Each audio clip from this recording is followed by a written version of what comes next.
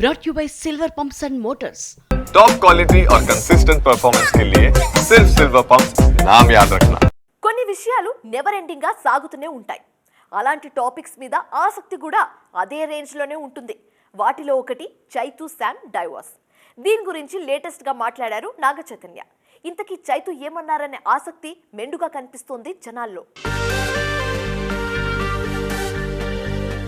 Personal life గురించి మాట్లాడారు నాగ చైతన్య.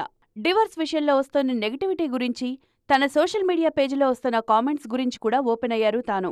సమంత మ్యూచువల్గా ఓ నిర్ణయం తీసుకుని విడిపోయిన తర్వాత కూడా చాలా ఆర్టికల్స్ వచ్చాయన్నారు. దానికి ఫుల్ స్టాప్ పెట్టడం సాధ్యం కాదని చెప్పారు. సమంతకు తనకు మధ్య పరస్పరం గౌరవం ఉందన్నారు చైతు. ఇలాంటి వాటికి రాసేవాళ్లే ఫుల్ స్టాప్ పెట్టాలి. డివోర్స్ నిర్ణయం చాలా ఆలోచించి తీసుకున్నాను.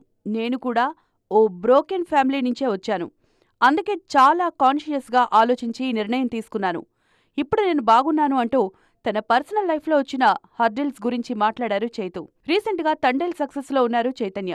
గతంతో పోలిస్తే ప్రతి విషయం మీద ఆయన క్షుణ్ణంగా స్పందించే తీరు బావుందంటూ ప్రశంసిస్తున్నారు క్రిటిక్స్. శోభితతో కలిసి హ్యాపీ లైఫ్ గడుపుతున్నారు చైతు.